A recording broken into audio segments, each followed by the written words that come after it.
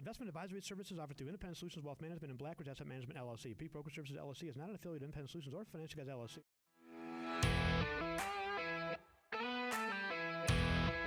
You're listening to The Financial Guys. We're $23 trillion in debt, honey. We don't have an extra surplus of money. Newsflash, guys. Stop attacking businesses, because when all the businesses are gone, nobody's going to pay your salary anymore. You get that? If the goal is to create a loser mentality, you're winning. I'm going to build a big, beautiful wall with a big, beautiful door. Well, guess what? We have a big, beautiful door, all right. It's the wide open southern border, right? Yeah. Here's Glenn Wiggle and Mike Lomas. All right, welcome everybody. You've got the Financial Guys podcast. Glenn Wiggle here. Sans Mike Lomas. He'll be back tomorrow, probably. Actually, we're going to do another podcast tomorrow. So we're going to do a couple this week, probably. We may start to get to 2 a week. Not quite sure. This is not our day job. Our day job is managing money. And so this is the show where money meets politics, and we talk a lot about politics and how it affects money and how government policy affects the economy and your pocketbook and things like that. Today, we're going to talk a lot about this COVID thing again. We did a show on Saturday, our radio show, as we normally do, and they got rave reviews, and a lot of people really appreciated some of the information that we put out there. You're not going to get this information in most of the other anywhere, right? In fact, YouTube took down the video that we played on Saturday that got 5.5 million views. If you haven't checked out our radio shows, by the way, I know we have distinct viewers on Facebook or on YouTube. We've got podcast listeners and we have radio listeners, and they're not always intermixed, it seems. Some are just podcasts, some are just radio. So if you're listening to the podcast, you're finding us on YouTube, I wanted to let you know we've been doing radio shows for 22 years on major stations across the East Coast. Our flagship station, WBEN. You can also check us out on iHeartRadio and the radio.com app. So today we're going to talk about really a lot of the response to COVID. And I guess I'm going to title the show this is my message, a little bit of my message, I guess, to President Trump. Because, I've been, and Mike and I both have been, President Trump supporters from the very get-go. But I got to tell you, in the last week or so, I'm getting very frustrated that he is bending to the will of the liberal outrage mob, right? I know he's put himself in a corner, not intentionally, but certainly not being able to open. And as soon as he talks about opening, the liberal outrage mob goes crazy, right? We're going to talk today, about some of the side effects and all the, the inconsequential or not so inconsequential, the unintended consequences, of all the different, policies we put in place. This has been the worst response to a crisis ever at all levels, right? Mainly at the local and state levels. At the federal level, I think Trump should absolutely get rid of the reporters out of the briefing room. They're completely useless, right? Get rid of them completely. Get rid of Dr. Birx. Get rid of Dr. Phoney, right? These guys are academics. I think the answer to that, you don't need to fire them. You don't need to badmouth them as Trump typically does. I think you can say this. Here's the message, if I were Trump, that I would be relaying right now. And I'm going to go back through some of these clips. We're going to talk about this throughout today's show. Here's the message, Joe. I'm going to put this out right in the beginning, okay? If I'm President Trump, I'm coming out today or tomorrow, whatever, this week, and here's what I'm going to say. Look, we had academic models 2 months ago when we had no data, right? This was a new virus. Obviously, we got false information from the World Health Organization. We are getting false information from the CDC. We'll talk about that a little bit later. We got false information from China or no information from China, right? Remember, WHO early on said, not WHO, but the World Health Organization. It's not like the who was on first, what's on second deal. WHO, again, World Health Organization, came out early on and said that this was not transmittable between human to human, right? It was only, from animal to human or whatever. Excuse me. And of course, now we know that's totally wrong. It was totally wrong, right? So look, but going back 2 months, we didn't have the data, right? We didn't know. So we had to rely on these academic models from people like Dr. Fauci and people like Dr. Birx. We had to rely on the academic models from the University of Washington and other think tanks out there that model this stuff. Well, as usual, as predicted, they're completely way off base. Most of the time, these academic models are. I don't care if it's climate change or pandemic research or whatever it is. Typically, the university models are the absolute positively only if everything goes wrong, worst case scenario. And even then, most of the time, it's not even close, right? If the academic models were right, then Manhattan and Martha's Vineyard and Miami would all be underwater by now, right? All underwater, right? We're supposed to, all those academic models showed that, those sea levels are going to rise 2 feet and so on and so forth. Totally phony, right? So when it comes to this, we didn't have the data. So if I'm President Trump, I come out and I say, look, 2 months ago we had academic models. I'm not going to knock the academic models. I don't think he needs to do that like I just did because I think it's right. But he doesn't need to do that. He can come out and say, look, these academic models are all we had. We had to base decisions on these academic models. But today, after 2 months of studying the virus, and all these different tests, whether they be antibody tests or, just a COVID test in general to see who's positive, we have data now throughout the world that we've been able to accumulate, right? We can look at the data and we can say, okay, we had the models and now we have data. We're going to look at the data. Well, what does the data show? We're going to go through some of these clips from the doctors that we did on Saturday, again today in today's show, but what does the data show? Well, the data shows that when you extrapolate the numbers, that in New York City, for example, they just did an antibody test. 1 in 4 people tested positive, which means that this is widespread, right? 25% of the population in New York City, just based on that latest test, tested positive for the antibodies, which means they've already had it, right? So this thing is way more widespread than we expected or than we thought. But now that we know that, we can take the number of deaths and divide by the number of cases that people had. And when you do that, the death rate goes from the initial projected 3 to 5%, which was ridiculous. That's scary, right? I mean, certainly 1 out of 20 people. I know 100 people. I don't want to see 5 of them die, right? That's terrible. So those are scary numbers. I get it. We made decisions based on those scary numbers to do things like lockdown. But in hindsight, based on numbers that we have now, it looks like after we extrapolate the numbers that we're closer to anywhere between 0.03 to 0.1% death rate. Well, that looks a lot more like the flu. Right? So now this is certainly more catchy and more devastating to certain populations like, the folks in nursing homes where Cuomo put COVID positive patients on purpose. But now that we know the numbers, it's a lot less scary, right? So we have data now that we can look at. And that data is pointing to the fact that we didn't overwhelm the hospital systems. We were able to get a handle on it. And remember, we talked initially about flattening the curve. Well, the curve has been flattened and our hospital systems have not been overrun, right? They have not been flooded like we expected because based on the models. So now that we have the current data, we should be making decisions on current data. So if I'm President Trump, I come out and I say, you know what? I'm going to thank Dr. Birx. I'm going to thank Dr. Fauci for their leadership and their guidance. But these guys are academics. We've moved from the academic modeling part of this into the real world hands-on actual data part of this. So if we're going to look at the actual data, who should we bring in? Let's bring in actual doctors. Not academic doctors that have been teaching in a university. Let's go out there and bring in some doctors that have been on the front line. Let's talk to them about what they're seeing. Let's look at the tests that they've run. Let's get these doctors out of California that we're going to talk about and play their video in just a little bit. We should be looking at actual doctors and actual data. And if I'm President Trump, I'm coming out saying, look, we had models. We did the best we could. We made the best decisions that we could based on that data, based on those models. But today we have actual data. And the actual data shows something completely different. And so when we look at the actual data, we would say, well, why would we not open back up right now, right? Why would we not be opening up this week? Now, a lot of states have. Texas is open. Florida's opening tomorrow, Wednesday, most of the parks and things like that. Beaches are still closed, but those will be open by the weekend, I'm sure, right? A lot of states doing the right thing in a smart way. Georgia, South Carolina. They're not opening with no regulations. No, of course not. They're opening with, a lot of regulations, social distancing, and not everything is open right away. So, these states can do it in a smart way. Like Erie County should be open this week, right? There's no reason why Erie County with 1,000 maybe cases and maybe 100 deaths shouldn't be going back to work this week. But here's what the Democrats want to do now, it seems. They want to hold things off as long as they can. So if I'm President Trump, I'm talking about the new data, not the models anymore, the new data. And the new data points to this thing being a lot less deadly than we thought it was. And based on the new data, here would be my new recommendation, opening the economy right now. But he's not doing that. So President Trump, first of all, fire the head of the CDC, because the CDC came out with the most ridiculous, arbitrary opening guidelines that I have ever seen. Here's what the CDC came out and said this week. The guidelines for opening, of course, New York jumped on it. Well, we'll follow the guidelines, of course. We'll follow the federal guidelines because then Cuomo can blame Trump, right? I need more money for my huge budget hole because it's Trump's fault because I followed CDC guidelines. So President Trump needed to fire the CDC head and just, go through and gut all of the, lifetime bureaucrats that are in the CDC. But here's what the CDC said. They came out and they said, we recommend that we don't reopen the states until we have 14 days of declining hospitalizations. 14 days of declining hospitalizations. Well, what does that mean? I don't know. They didn't define it. Well, they defined declining. But what happens in the 13th day if there's an uptick in hospitalizations?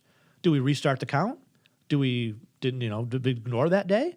Does that day fall off? I mean, is it a rolling 14 days? I mean, how does that? So if I'm a business owner, let's say I own a flower shop, something very simple, right? I have to restock my inventory if I want to open.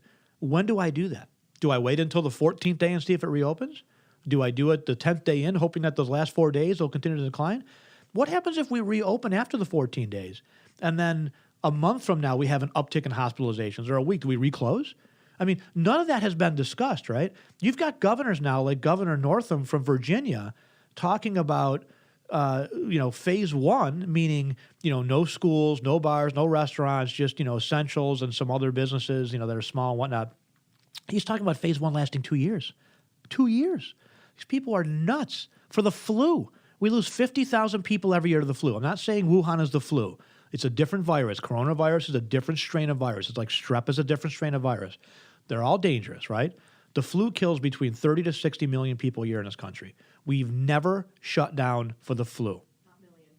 What did I say? Million? No, 1,000. I'm sorry. Oh, my God, that'd be horrible. No, the flu kills between 30, thank you for the correction, my program observer here, between 30 to 50,000 people a year in the United States, okay? 30 to 50,000 people per year in the United States die of the flu. Sometimes we've had bad years where 60 to 80,000 people die. It's tragic, right? Typically, the flu hits older people and those with weakened immune systems. What does coronavirus hit? Well, seemingly, it hits older people and people with weakened immune system.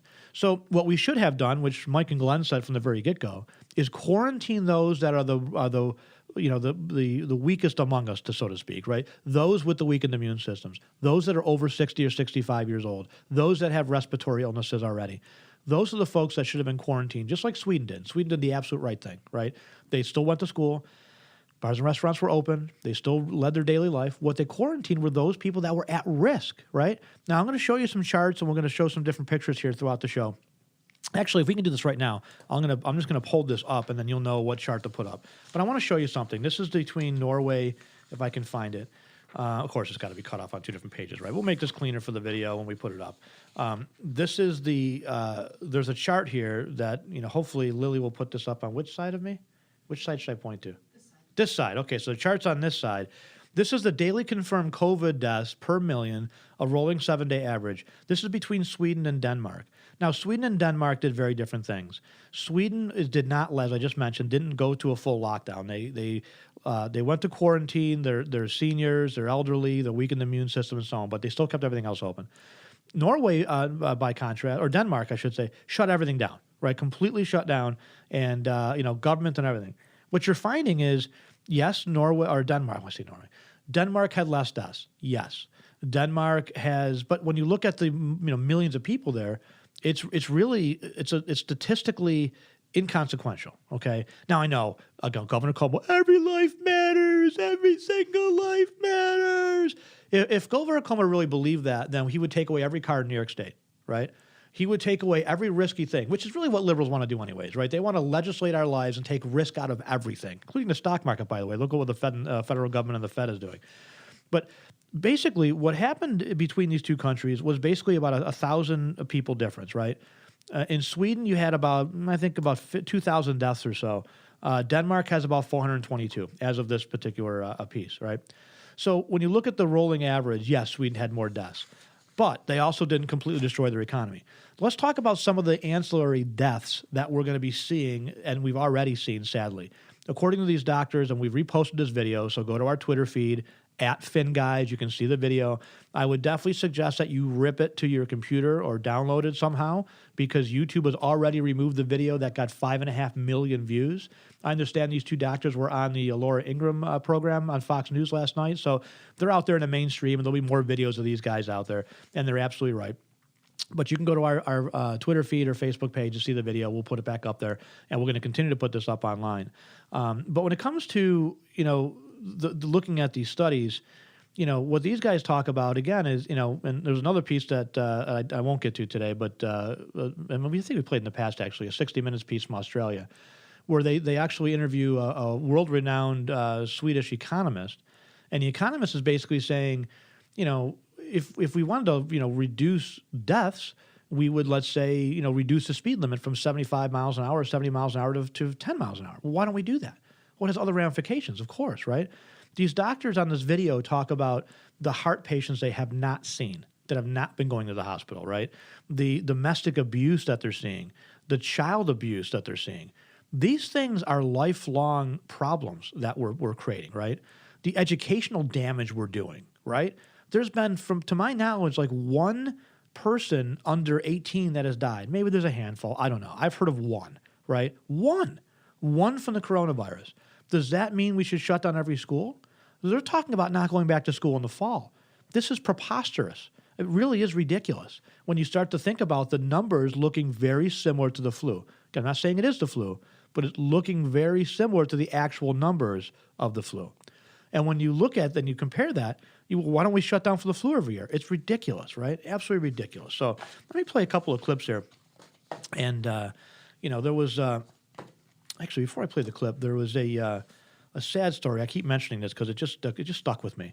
Some of these kids that are home that are suffering, from being closed in or just the lack of socialization, not being able to go to school, not being able to see their friends. This has a mental health toll that no one's talking about. But there's a 15-year-old girl in California a couple weeks ago that sadly committed suicide. 15 for the flu because we locked everything down. So when I hear Governor Cuomo say, every life matters if we can just save one, if we would just save one, we've lost many more because of the lockdown. When you start comparing Sweden and Denmark, and you start realizing, and you can compare different states as well. We have 7 or 8 states in this country that also didn't go through lockdown. There's been no statistical difference that is of any magnitude at all that says the lockdown made a big difference versus not lockdown. I'm going to talk about some other studies. Before I do, let me get to some of these clips because I think this is really important. I'm going to play because we did this on Saturday. So if you want to go back and listen to these clips, you can go back and you can find our radio show on our website, thefinancialguys.com. But I want to just highlight a few of these clips when it comes to the death rates because I want people to understand this. For all those, by the way, those folks that say, well, if there's more people that have it, it's riskier and blah, blah, blah.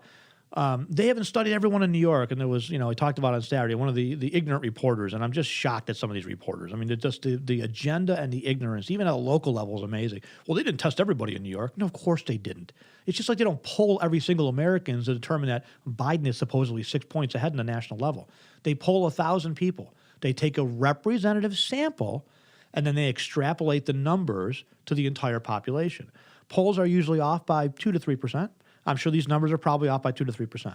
What are we finding, though? We're finding numbers between 6% and 40% of the population being infected or having the antibodies, which means they've already had the illness. Let me just play a few of these clips talking about some of the data from these different states. This is New York. Let's see if I can get to it.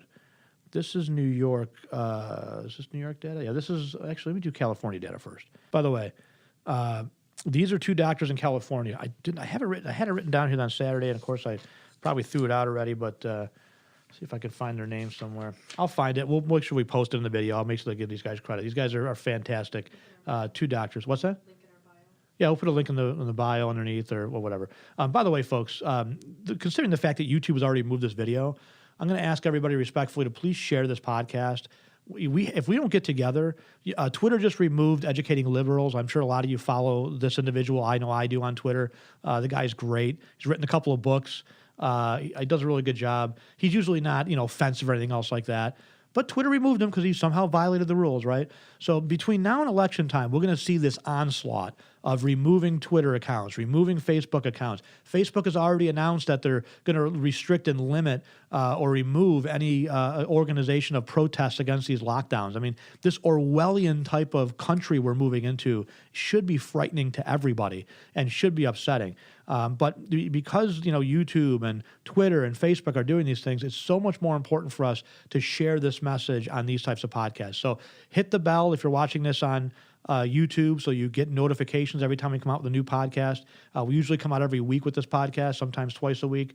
If you're listening to the podcast or if you're watching it on YouTube, go to our, subscribe on our podcast channel. How do you do that? Go to where do you go? Help me out here. Podcast app. Go to your favorite podcast app and you can, whether it be iTunes or Spotify or whatever, and you can subscribe there as well. So you get notification when we release these podcasts. But this is the doctors in California. They own a number of urgent cares and emergency ER room of facilities. So they've got some data. These are franchises, these ER type things, these urgent care type things. So let me hear from these doctors. And these are the numbers. This is talking about California data. Viral infection, similar to flu. We think it's kind of ubiquitous throughout California. We're going to go over those numbers a little bit to kind of help you see how widespread COVID is and see how we should be responding to it based on its prevalence throughout society, or it's the existence of the cases that we already know about. So if we look at California, these numbers are from yesterday. We have 33,865 COVID cases out of a total of 280,900 total tested. That's 12% of Californians were positive for COVID. So we don't, as you guys know, the initial models were woefully inaccurate. They predicted millions of cases of death, not of prevalence or incidence, but death. That is not materializing. What is materializing in the state of California is 12% positives. Well, if we have 39.5 million people. If we just take a basic calculation and extrapolate that out, that equates to about 4.7 million cases throughout the state of California, which means this thing is widespread. That's the good news. We've seen 1,227 deaths in the state of California with a possible incidence or prevalence of 4.7 million. That means you have a 0.03 chance of dying from COVID-19 in the state of California. 0.03 chance of dying from COVID in the state of California. Does that necessitate sheltering in place? Does that necessitate shutting down medical systems? Does that necessitate people being out of work?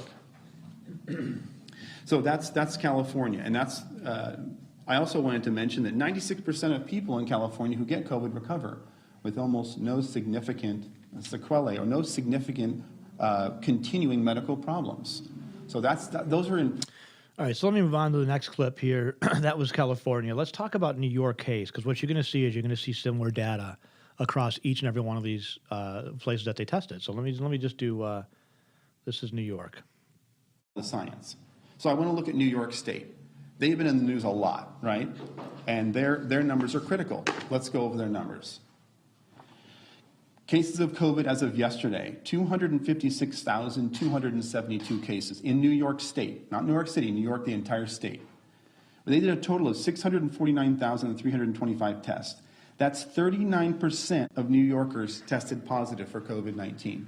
That's their ratios. This is public data online. You can all look it up. 39% of people were tested. 39% of the people were tested. 39% of New York State. Right. 39% of New York State, if there's 20 million people there, would be close to 4 million. Which is likely, they likely have 7.5 million cases in New York. I just want to make that clarification. Yeah. It's not 39% of every New Yorker, it's every New Yorker who's been tested. Right. So we extrapolate data. I just want to make that. We extrapolate data, we test people, and then we extrapolate for the entire community based on the numbers. The initial models were so inaccurate, they're not even... But in those initial models, a lot of them are based off if we did no social distancing. Right. Is that correct? So is it really fair to say, obviously they're not as bad as they were because those were based on alternative scenarios? And some of them were based on social distancing and still predicted hundreds of thousands of deaths, which has been inaccurate. So in New York, the ones they tested, they found 39% positive. So if that's indicative, and they tested 649,000 people, that's a massive test. That's accurate data, 39%. So if they tested the whole state, would we indeed have 7.5 million cases? We don't know. We will never test the entire state. So we extrapolate out. We use the data we have because it's the most accurate we have versus a predictive model that have been nowhere in the ballpark of accurate. So how many deaths do they have? 19,410 out of 19 million people, which is a 0.1% chance of dying from COVID in the state of New York. And they have a 92% recovery rate. If you are in... Let me just say that we would have a lower death rate in New York had Governor Cuomo not forced nursing homes to take COVID patients. See, in Sweden, they took the vulnerable people and they protected them. In New York, we locked in all the healthy people, and then we took some sick people from the hospitals and we sent them to the nursing homes.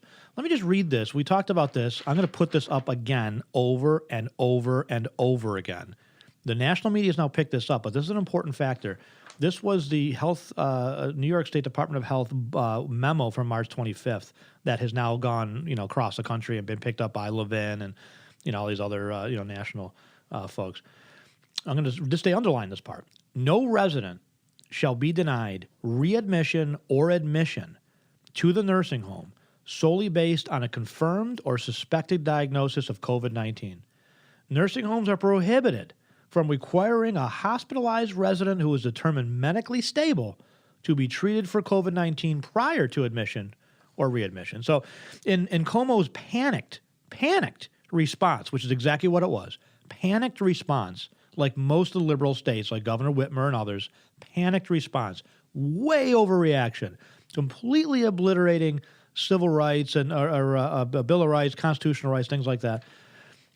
But in New York, instead of protecting the vulnerable, we put them at risk by taking these hospital patients that we knew were COVID or some that we didn't know but were exhibiting signs, and we forced nursing homes to take these patients in, right?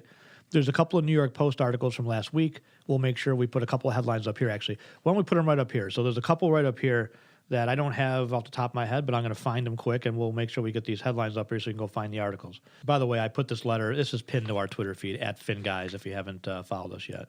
Here we go. Here's one of them. This was forcing nursing homes to take corona patients is just insane and evil. This is an op-ed piece. They came out with an article a little bit later, and in one nursing home facility alone, Governor Cuomo forced the nursing home to take in 2 COVID patients. They sent those COVID patients along with 6 body bags.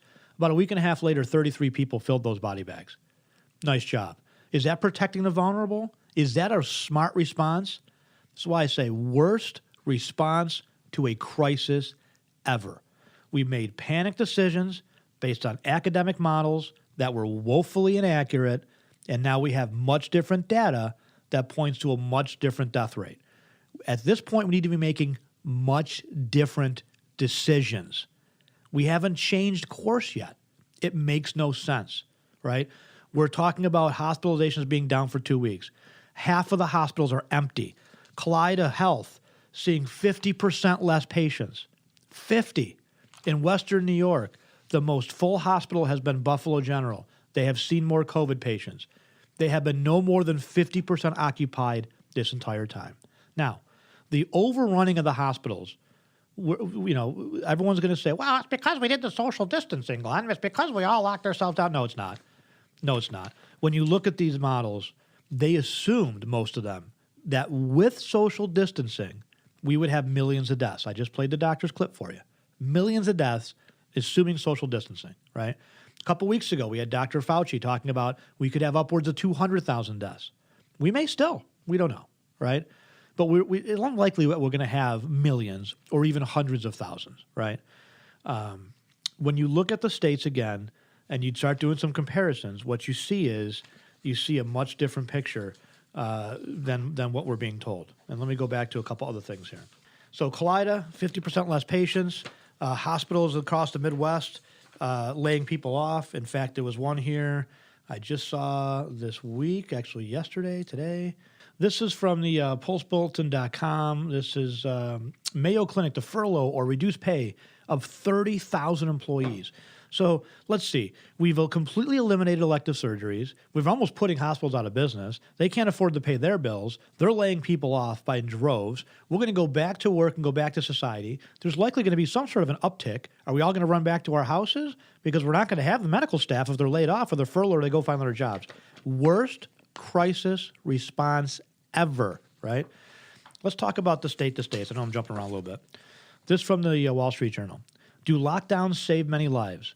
In most places, the data says no. Let me read a little bit of this article. It's not very long. Do quick shutdowns work to fight the spread of COVID-19? Joe Malkow and Yinan Weiss and I wanted to find out. We set out to quantify how many deaths were caused by delayed shutdown orders on a state-by-state basis.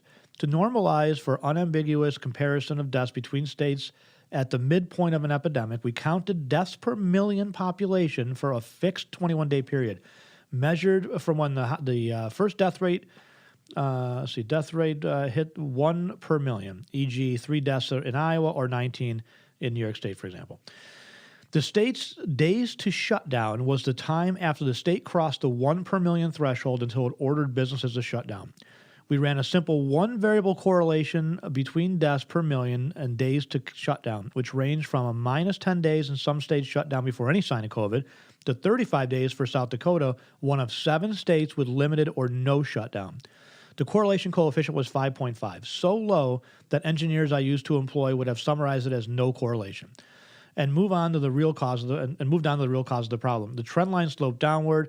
States that delayed more tended to have lower death rates, but that's also a meaningless result due to the low correlation coefficient.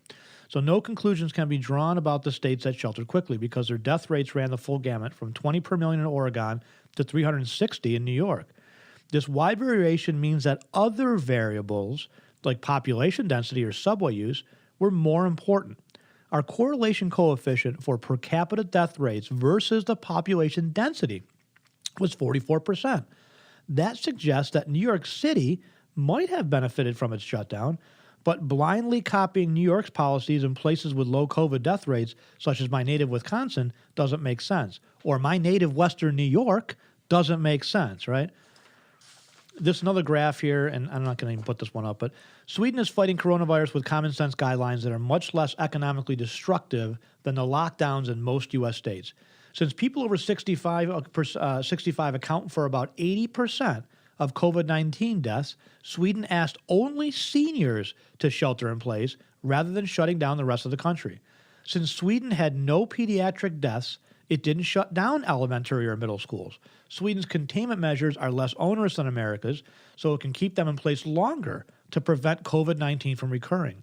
Sweden did not shut down stores, restaurants, and most businesses, but did shut down the Volvo automotive plant, which has since reopened, while the Tesla plant in Fremont, California, was shuttered by police and remains closed.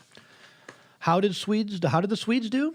They suffered 80 deaths per million 21 days after crossing the 1 million threshold level. With 10 million people, Sweden's death rate, without a shutdown and massive unemployment, is lower than that of the 7 hardest hit U.S. states: Massachusetts, Rhode Island, Louisiana, Connecticut, Michigan, New Jersey, and New York, all of which, except Louisiana, shut down in 3 days or less. Despite stories about high death rates, Sweden is in the middle of the pack in Europe, comparable to France, better than Italy, Spain, and the UK, and worse than Finland, Denmark, and Norway. Older people in care homes accounted for half of Sweden's deaths. We should cheer for Sweden to succeed, not ghoulishly bash them. They may prove that many aspects of the U.S. shutdown were mistakes, inefficient, but economically devastating, and point the way to correcting them. So President Trump and anybody else who's listening to this with any shred of common sense whatsoever, please, please, please take into account the current data. We have enough data from studies in Denmark and Sweden and Spain and New York and all these, antibody studies. We have new data, and new data is saying that the lockdown has marginal effects. But the ancillary effects, those unintended consequences, the suicides, the heart disease, the child abuse, the domestic abuse, these are things that are causing real deaths and causing lifetime problems, right? God forbid an abused child, lifetime of problems, okay? So when I hear Governor Cuomo or any liberal say, it's if we could just save one person, every life matters. If every life mattered, we'd be looking at the totality of what we're doing, not just looking at these little sliver of, we prevented, let's say we prevented 100 COVID deaths. Awesome. We saved 100 people. That's great. But if saving 100 people kills 200 others, well, that's not really good now, is it? And when you start to look at the data, we're starting to see that picture emerge, right? All kinds of bad consequences for very marginal benefits, okay? If there was huge benefit, I would say, you know what? I'm totally in support of the lockdown. most people are going to continue to practice social distancing and safety measures on their own anyways. We don't need a nanny state bureaucrat like Governor Cuomo or Bill de Blasio or anybody else, or Governor Whitmer or anybody else, to tell us to be safe, to wash our hands, to stay in our homes, to stay social, whatever. Do you think people, if they open bars, are going to rush back to the bars? Some might. Let them take their chances. Our fantastic healthcare system can handle it. Our wonderful frontline healthcare workers have handled it just fine, right? They've absorbed the rush. I told the story a couple weeks ago on the radio or the podcast. I'm going to tell it again quick. This is my experience in Florida. As you hear sometimes, people get bacteria into an open cut. Sometimes they die within 24 hours. I had a very scary experience probably 5 years ago now. How long ago was that, Lily? A long time ago now. Seems like a long time ago. I was out fishing. 5-ish? Okay. I was out kayaking fishing in the Intercoastal Waterway in Palm Beach Gardens. And I got out of the kayak to, walk around the flat and do a little bit of fishing. And I stirred up some of the bottom, and I didn't think much of it. This was on a Saturday. Sunday, I felt okay.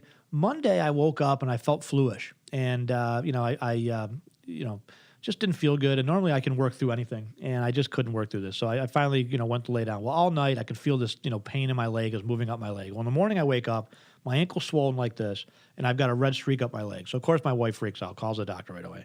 Doctor says, oh, my God, he might have a blood clot. It's obviously serious. You need to take him to the hospital immediately, right? So we go immediately to the ER. Right away they realize, no, it's not a blood clot. It's a blood infection, right? And it's already traveled up my leg to my waist. And they said, if it goes any further, it gets to your heart, you're probably going to die.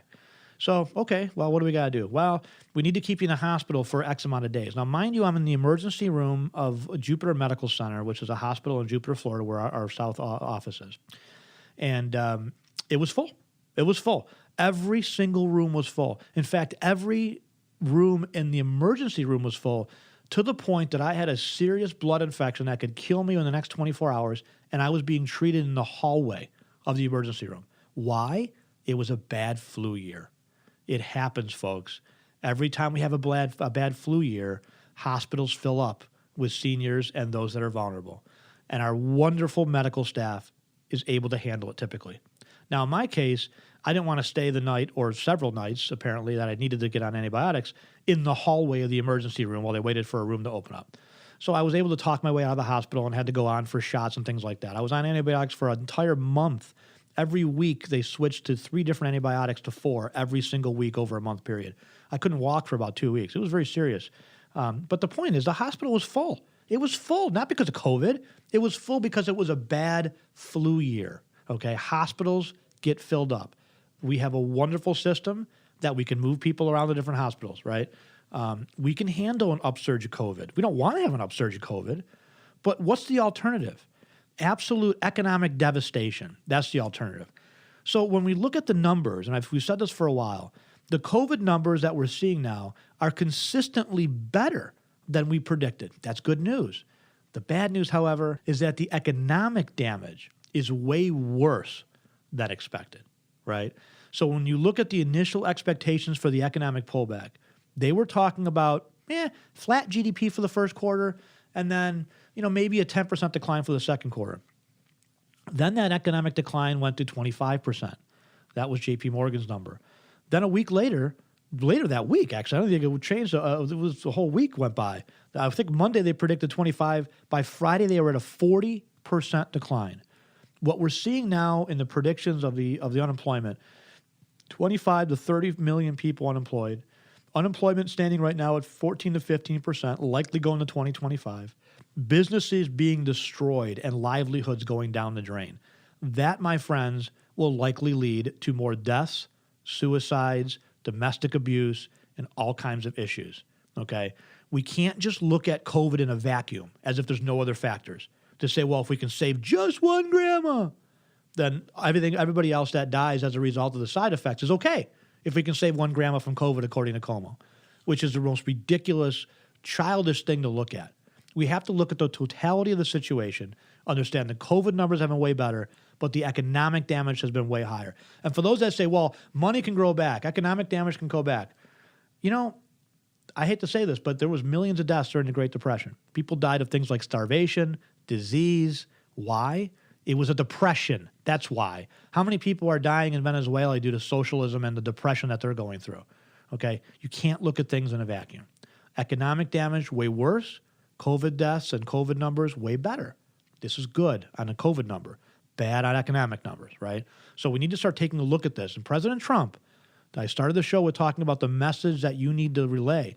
The message needs to be, we looked at models to begin with. The models predicted one thing. We now have actual data. And we start looking at the actual data and all the other side effects of the policies we're putting in place. Any rational person would say that opening the economy and going back to normal is the right thing to do. And let me say one thing. If you're a vendor of ours, if you walk into my office and you say, this is the new normal, you're fired. I'll find a new vendor. I don't care who you are. I don't care if you're the paper delivery company or our printer services. I don't care, okay? The new normal, why? Because of the flu? Are we all going to wrap ourselves in a bubble? Look, I was worried about Ebola. Why? 50% death rates. That's why. When 1 out of 2 people die, that's frightening, right? 20% death rate is frightening. 0.1 to 0.03 flu, not as frightening, right? So now we're moving into the Orwellian world of, lockdowns and tracking and some of the stuff that's coming out around the world is, and some of the recommendations it's really ridiculous and really just stunning. Let me say one thing before I get to this last video, and I'm going to wrap up the show with this. We have all these civil civil rights violations, all of our constitutional right violations, whether it be not being able to worship, not having the ability to have free speech in some cases, having the ability to get together and to assemble. These are all rights that we have, right? There's been a lot of folks like de Blasio, for example, that has come out with some very scary videos that said, well, if you could just just take a picture, turn in your neighbor. If you see, too many people in a grocery store or too many people on a park bench or too many people congregating, you can just simply snap a photo and you can send it on in and we'll put, enforcement there for them.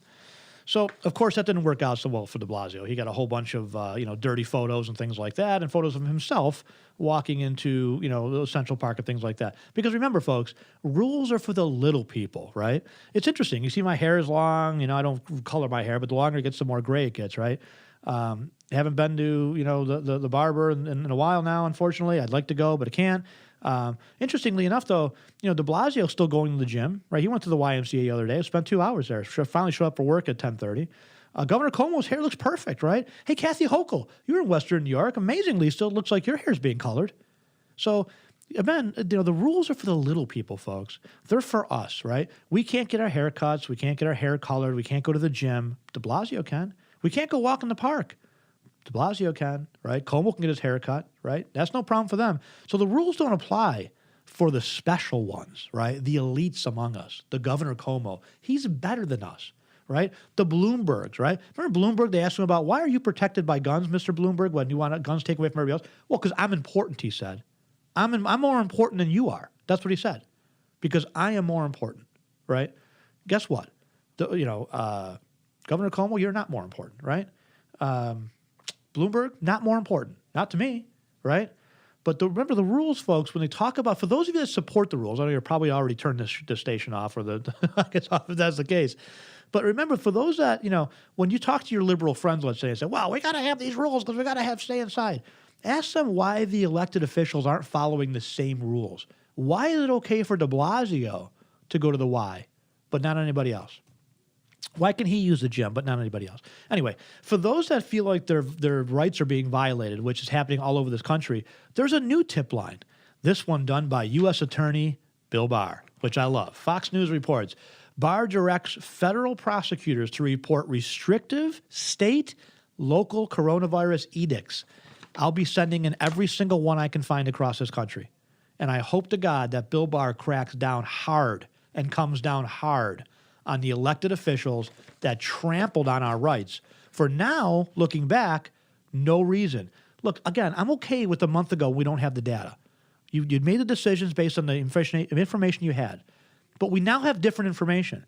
And for those that continue these restrictive edicts, based on the fact that we know this is more deadly or not as deadly, or about as deadly, I should say, as the flu, for those that continue to stomp on our rights, they deserve to be prosecuted by Bill Barr for those rights violations. They really do. So let me end with one thing that should just absolutely frighten you. And let's see if I can find it quick here.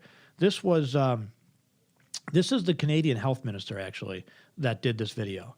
And it really is just shocking when you see where they want to go with this stuff, folks.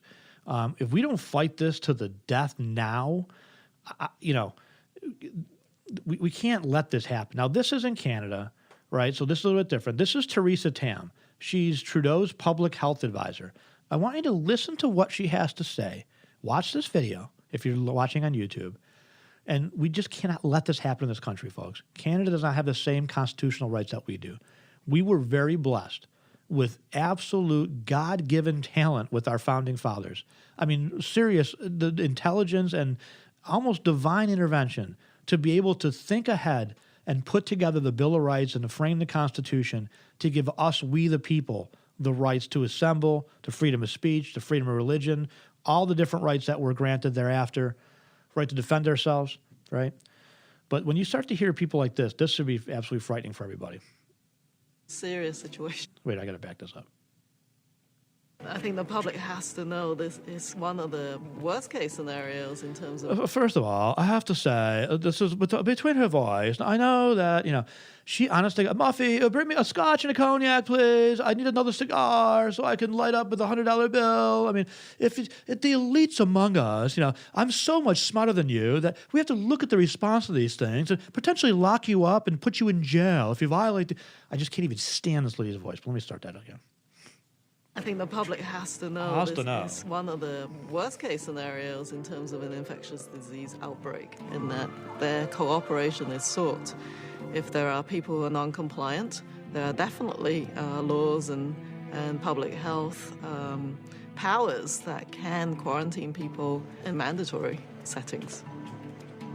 It's potential you could track people, put bracelets on their arms, have police and other setups to ensure quarantine is undertaken.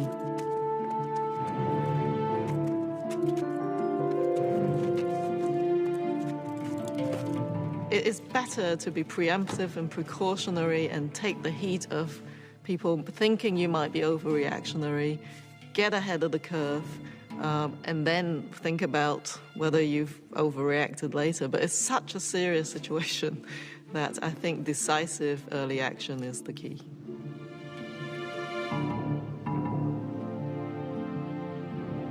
Police checkpoints are set up on all the bridges, and everyone leaving the city is required to show proof of vaccination. Those who refuse to cooperate are taken away to temporary detention centers.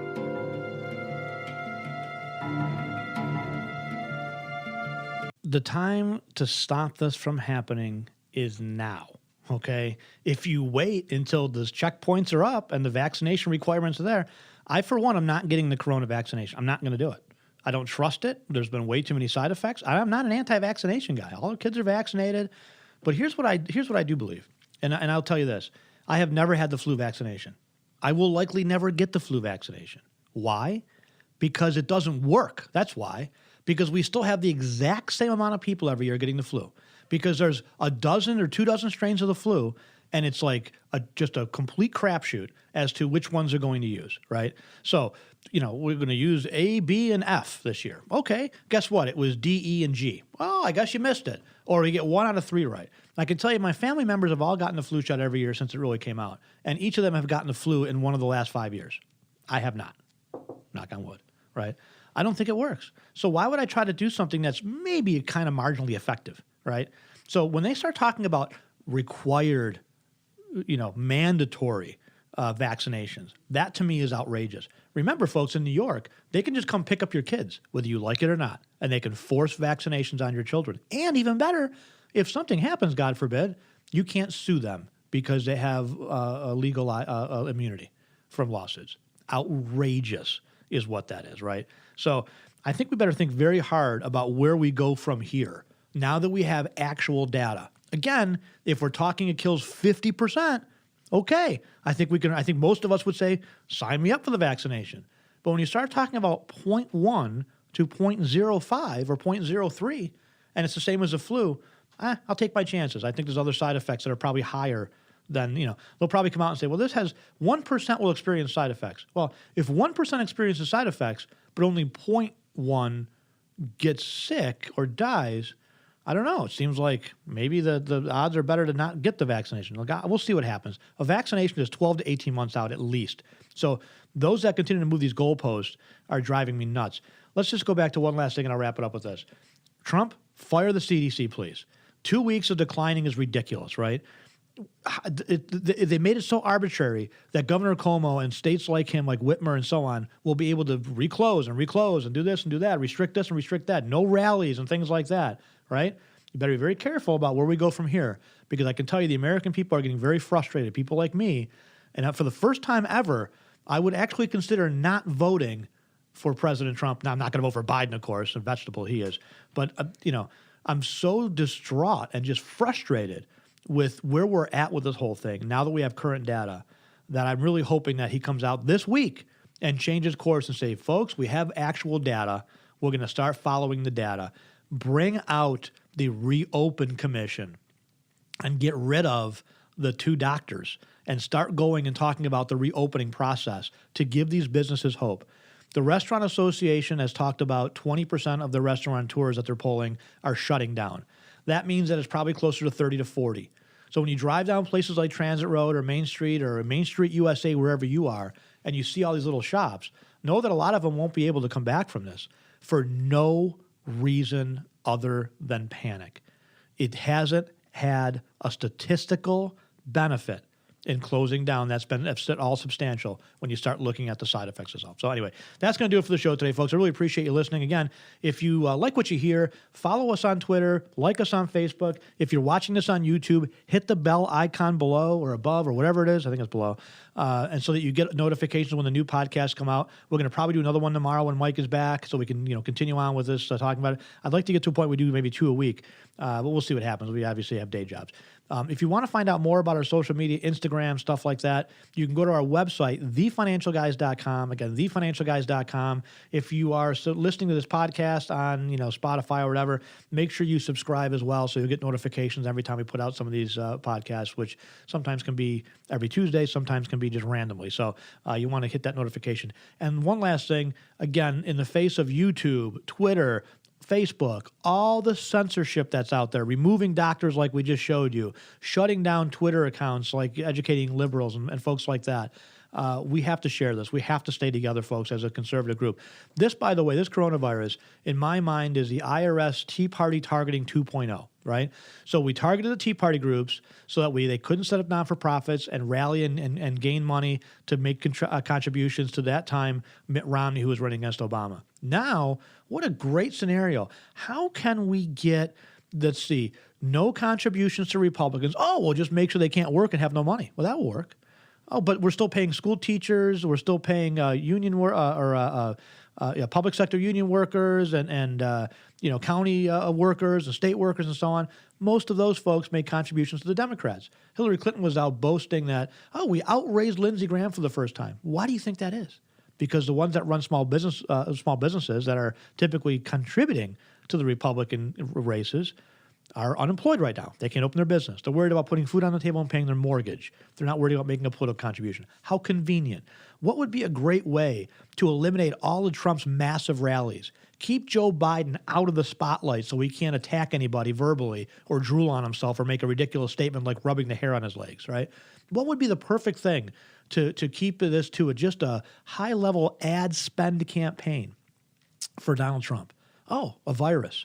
Now, I'm not saying they made this virus up, but what I am saying is that they're using and taking advantage of this opportunity for political purposes. Has nothing to do with science anymore. We've heard, follow the science, follow the science, follow the science. We didn't follow the science. We followed academic models. Now we actually have medical science. My last suggestion is we actually follow the science. Thanks for watching today, folks. Thanks for listening. Really appreciate it. If you need us throughout the week, you can always go to our website, thefinancialguys.com. Check it out for all of our departments. Again, we do manage money for a living, whether it be Medicare, insurance, life insurance, investment planning. We have people like Paul Meeks, 180 years of experience on our investment committee. We do things like weekly calls and investment committee updates and things like that. You can find out all that information and much more by going to our website at thefinancialguys.com. Thanks again for listening. On behalf of Mike Lomas, I'm Glenn Wiggle. We'll see you on Saturday on the radio shows and next week on the podcast. Thanks again.